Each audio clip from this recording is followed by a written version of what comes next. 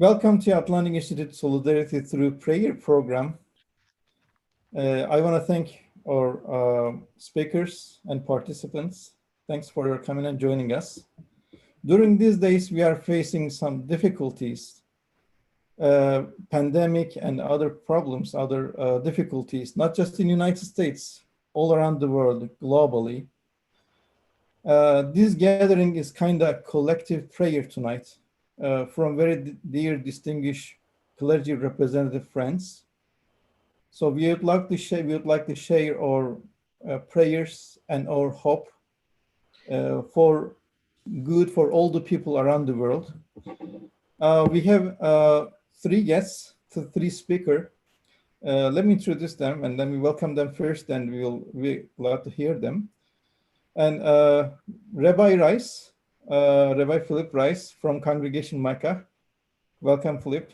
Good to see you here. Thank you. And Reverend Cynthia Cain from Greater Nashville Unitarian Universalist Congregation. Good to see you, Cynthia. Thank you for your coming. And Imam Dr. Ossama Bahloul from Islamic Center of Nashville. Thank you so much, Dr. Good to be here. Yes,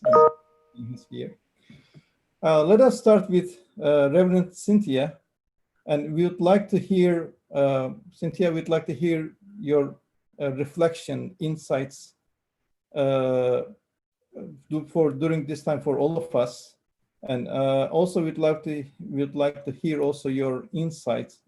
Beside your insight, we'd like to also hear your actual prayer, if you don't mind. Please. Okay, thank you.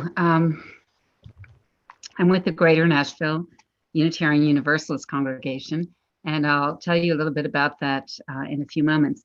I'm going to open with sort of a blessing poem, and I'll close with the poem that is also a prayer. This is called A Blessing for the One in the Scrubs. You, the one in the scrubs, the one breathing in a mask, meant for a moment but kept all day, guarding gloves like gold. You, the one who peels off your clothes like onion skin at the end of your shift to keep your house safe from microscopic hitchhikers.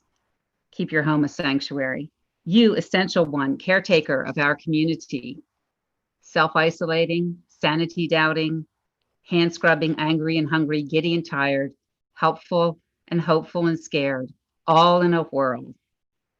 We bless all of you, the whole of you, from the head surgeon to the brand new nurse, the night shift janitor, and the laid off clinic staff. May you be safe, may you be well, may you be healed and held as you heal and hold others. May you know that you are loved. And that's a poem by a fellow Unitarian Universalist minister that I found very beautiful. I think we sometimes forget the healthcare workers who have been so affected and who have persevered day after day, week after week. And they are, surely they are heroes. A word about the Unitarian tradition and the Unitarian Universalist tradition. We are old. We've been around for 500 years.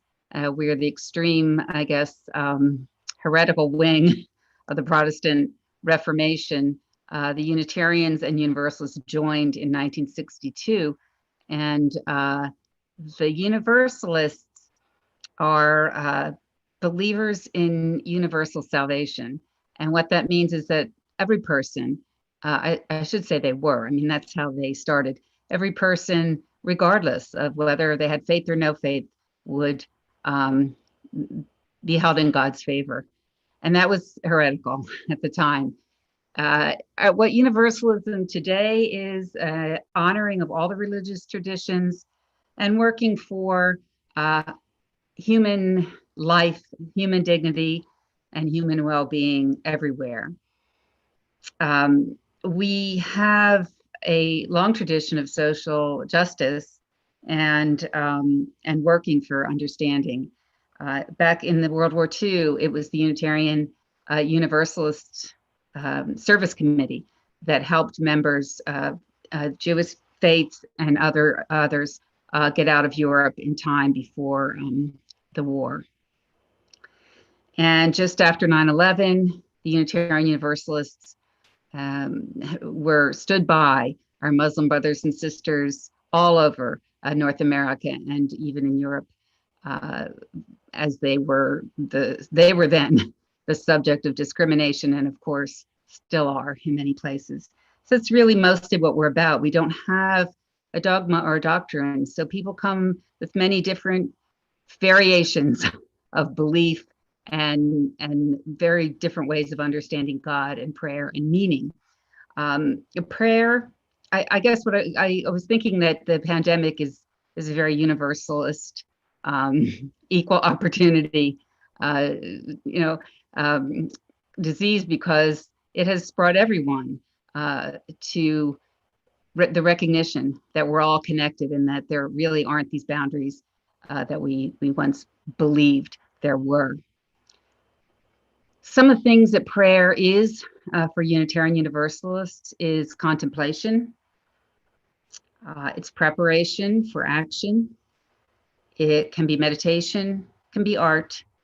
It can be words. It may not be words. It may be sitting quietly in meditation. It's intention. It is what brings us to our beliefs and our determination to be present in this world. For me, prayer is sometimes poetry, and that's why I chose poems to share with you. So I'll close with this poem, which I think is also prayer. It's also by a colleague, and it's called Pandemic. What if you thought of it as the Jews consider the Sabbath, the most sacred of times? Cease from travel, cease from buying and selling, give up just for now on trying to make the world different than it is. Sing, pray, touch only those to whom you commit your life. Center down. And when your body has become still, reach out with your heart. Know that we are connected in ways that are terrifying and beautiful. You could hardly deny it now. Know that our lives are in one another's hands. Surely that has come clear. Do not reach out your hands. Reach out your heart. Reach out your words. Reach out all the tendrils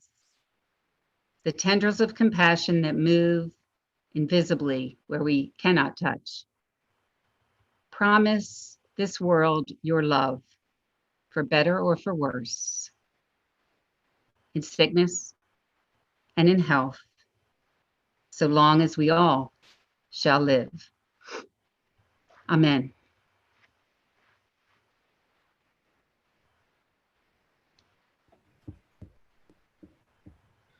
Thanks so much. Thanks, Cynthia, for these beautiful words and your prayers. Cynthia Chain from the Greater Nashville Unitarian Universalist Church. Thank you. And I would like to welcome Imam Dr. Ossama Bahloul from Islamic Center of Nashville. Dr. Bahloul, please.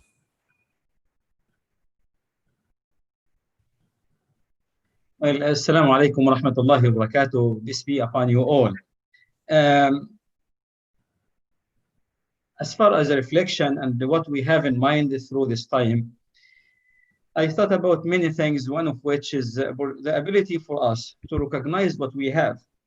I think many of us take many things for granted. The ability to interact comfortably with people around you.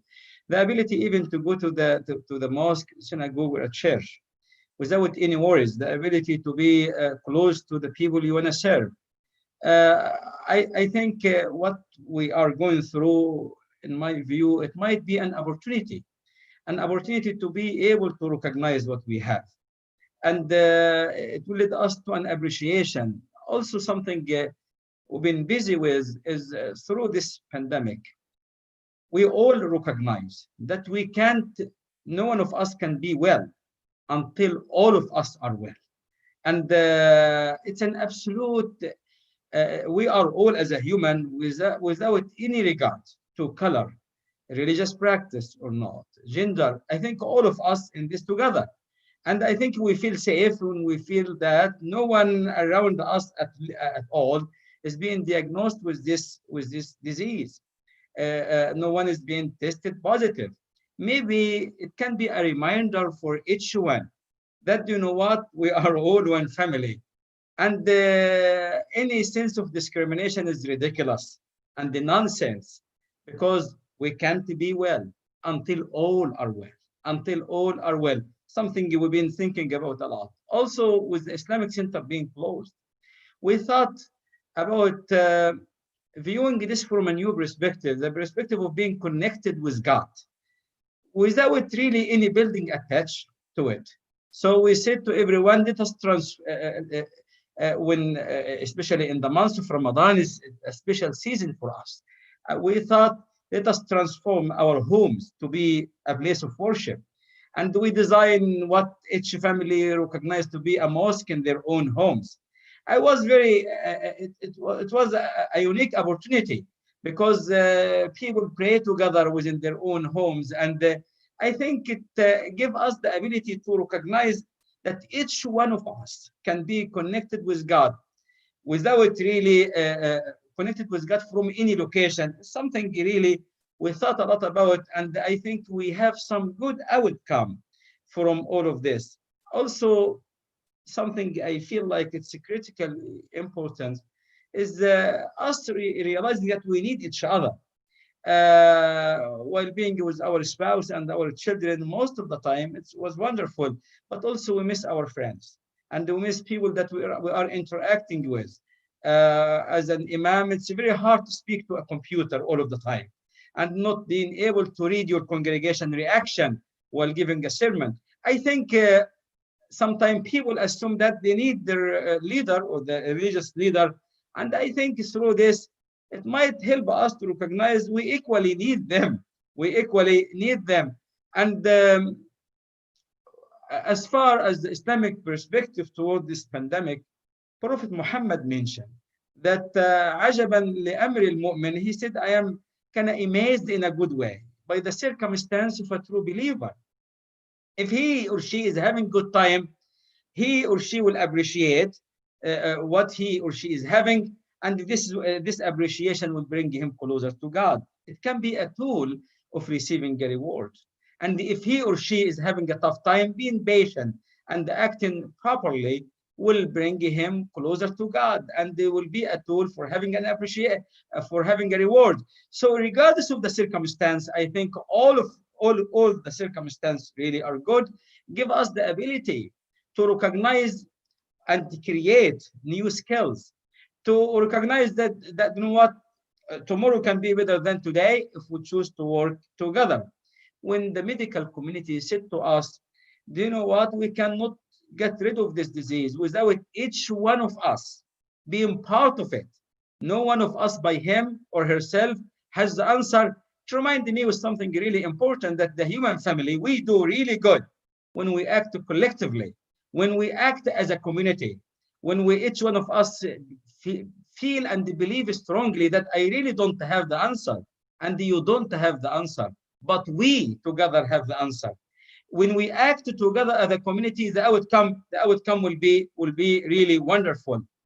Finally, I think I thought a lot about the wisdom of God, and why do we have to go through this? And many people intend to highlight many challenges we are going through due to COVID-19. But one of the benefits, actually, COVID-19 give our home a break, and the water become cleaner. And I think it's like having an open heart surgery. Our earth went through an open heart surgery. For those people denying the importance of giving our home an attention, to realize that actually it needs a break. When I was reading a report about this river in Italy, and the people were able to see the bottom part of it for the first time for decades. when we feel like, you know what, due to the limitation of pollution and all of this, actually you can see from the space or Earth looking different. Maybe can also open our eyes to recognize the scientific perspective. And I felt it was something good about this disease, although we dislike many things about it. But it reminded me of believing in the wisdom of God. The wisdom of God, the wisdom is not really to have always what you want, but sometimes we have to go through a tough time to become a better individual. One of the youth was saying, why COVID-19? I said, if you want to make a lot of money, you have to go through a medical school. It's harder than other schools. So some people can say, no, medical school is really hard, but one other person can say, the outcome of it is really good. And for you to earn good money, if you care about money, you have to work really hard. Working hard is a hard effort, is a tough effort, but the outcome might be good. And sometimes I feel like God put us through certain circumstances to become a better individual, to become a better community, to recognize the importance of us working together, to recognize that we are all really the children of Adam and Eve. And any sense of discrimination or racism, I think it's ridiculous to say the least, because we don't have to justify the importance of us working together. As far as the prayer, when we pray 5 times a day, we always say in our prayer, Ihdina as-sirat al-mustaqim. We ask God to guide us toward the right path. And sometimes it's very hard to have balance approach all of the time. I prayed in the last few months a lot about us making it easy for me and for people around me to learn His wisdom. And I pray a lot about us being able to see through this, to continue to be optimistic, and to always have to believe in our ability to make a difference, to believe that, you know what, tomorrow is better than today. I pray a lot about God making it easy for each one of us to be what He desires for us to be. And I am really in ease with this. And I pray that may God watch over all of us, and may God, through this pandemic, make it easy for each human to recognize that we are all a member of the same family. This is what I've been praying about in the last few months. Thank you very much for giving me the opportunity. And now Rabbi Rice will take it from here. Thank you. Thanks so much for your insight, Imam Bahloul. And if you would like to also add any other prayers, that would be nice anytime after Rabbi Rice. Thank you so much, Imam Bahloul from Islamic Center of Nashville. Now, Rabbi Rice from the Congregation Makkah.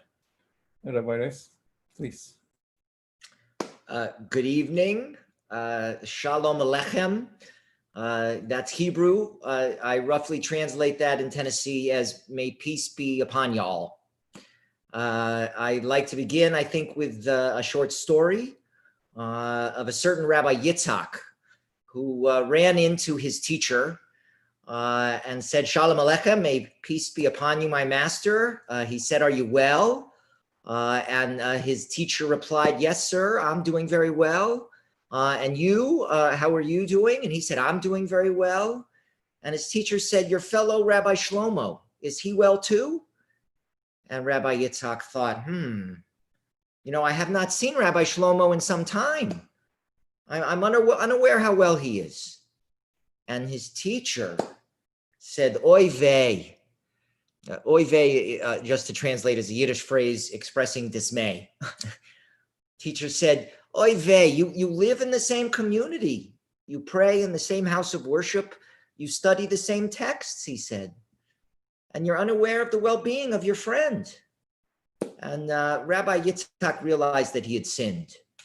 So I think it would be a sin to begin not by thanking the Atlantic Institute and specifically you, Umit Gunabar and Sumera Etkin, for the good interfaith work that you do and for inviting me to this virtual but very sacred space to share some reflections in this prayer with you. that you all are really responsible for bringing us together this evening. And so I'm giving you a virtual applause. Otherwise, I worried my mother would say, oy vey, my son did not even honor his teachers. I also want to acknowledge my colleagues and thank them for the time that they have to share their wisdom with us, as I am certain that they have shared with their respective communities. I say certain, although when you asked me to speak, one of the things I wanted to address and name is that in reality, this pandemic has taught us that the only certainty is uncertainty. I sense that people seem to not like that very much, as if we really were ever fully in control of our own lives and futures. So again, I just want to address that and name that, and I'm going to see here if I can help alleviate some of that anxiety caused by both the COVID pandemic and this recent civil unrest by explaining a little bit about Congregation Micah and its view of Judaism. The rabbis who crafted the Jewish tradition placed at its center a belief in God. And for me, God is really just a word that I use to describe a power in the universe that is greater than myself.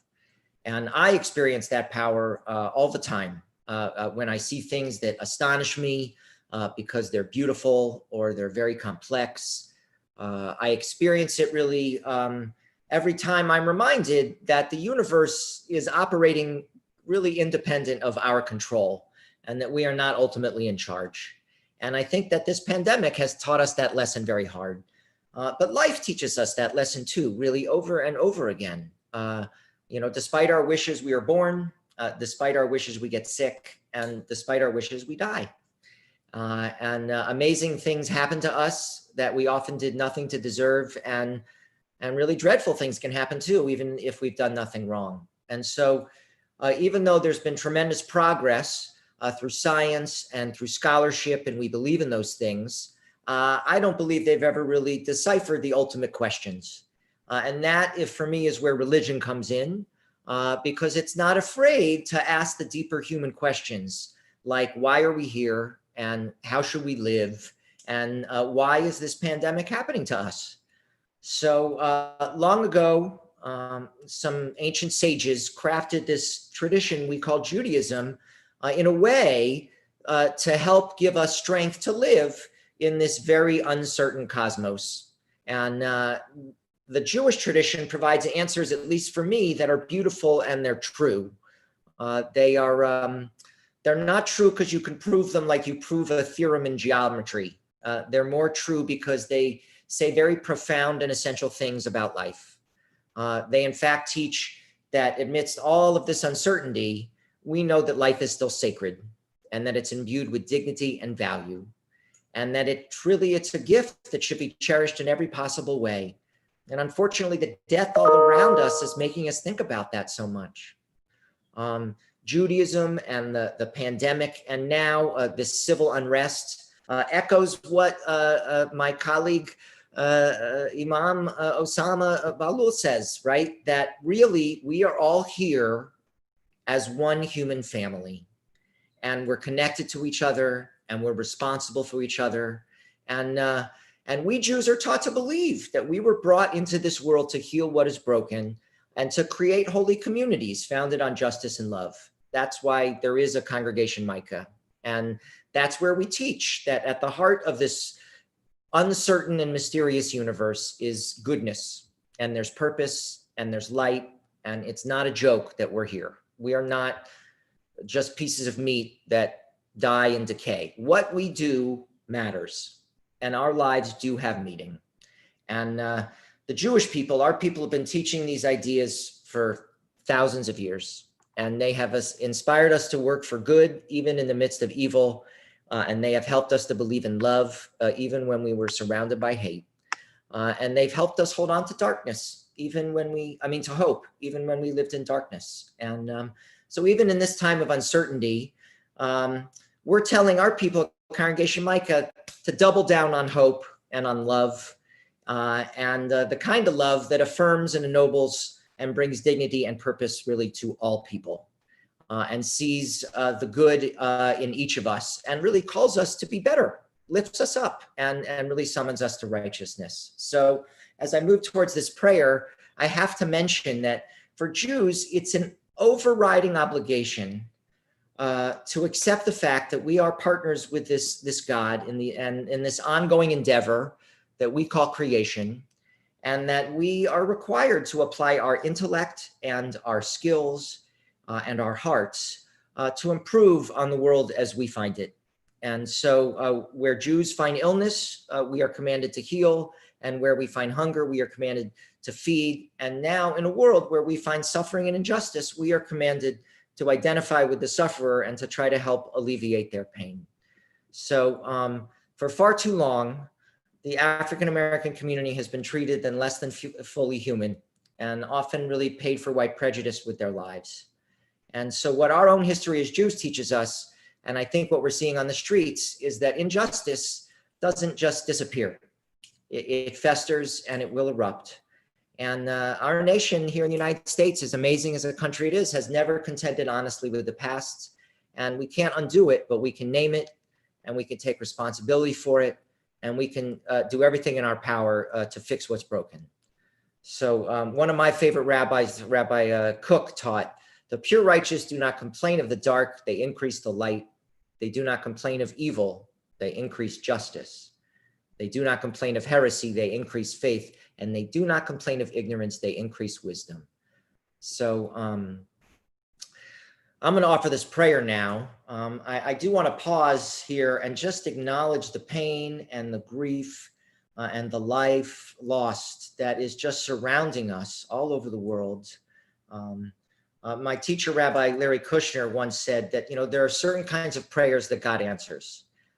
We cannot pray that God make our lives sort of free of problems, because that doesn't seem to happen. And it's probably just as well, by the way. We cannot ask God to make us and those we love immune to disease, because apparently God is showing us that he doesn't really do that either.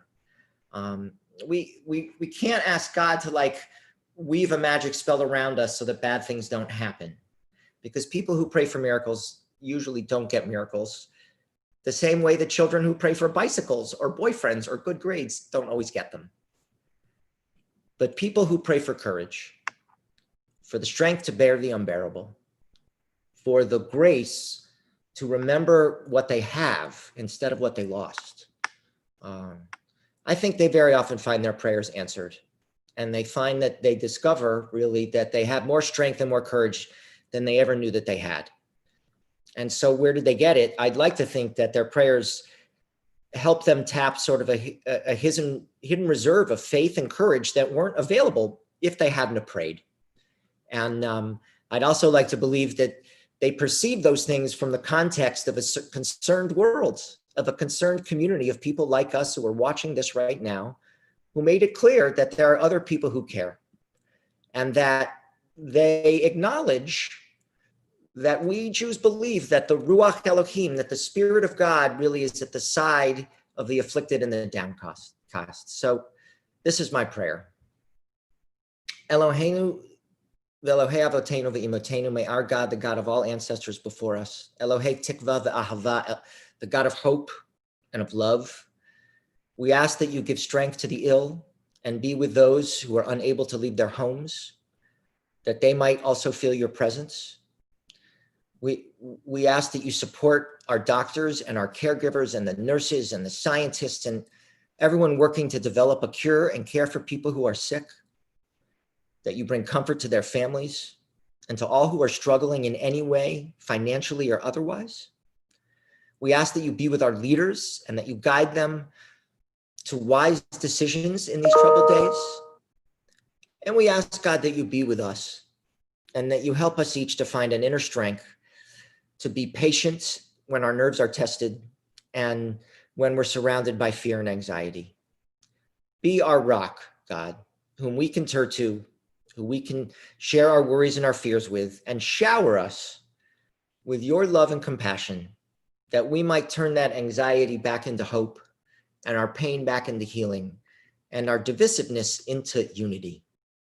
And finally, Holy One of Blessing, we ask that you fulfill your prophet Ezekiel's request and give each of us a new heart and place a new spirit within us and remove the stones from our hearts and from our bodies, that we might fulfill your greatest commandment, which is somehow so difficult, just to love each other as we do ourselves. Baruch atah Adonai, we praise that power in the universe, HaMevarech et Amo Yisrael B'Shalom, who blesses all people with peace. Thank you very, very much for your time and attention. Thank you so much, Rabbi Rice, from the congregation Mecca. Thanks for all of you from your beautiful words and beautiful insights, beautiful prayers. It's really nice for me to see all hearts from all traditions, all communities are beating for the same good things for all the people all around the world. Amen. And for all these prayers, hope God may accept all this prayer, all these great things you from your insights. We heard three great insights, great wisdoms from three great representatives, wonderful people tonight. Thanks for all of your coming and joining us and sharing your insights with us. Thanks so much.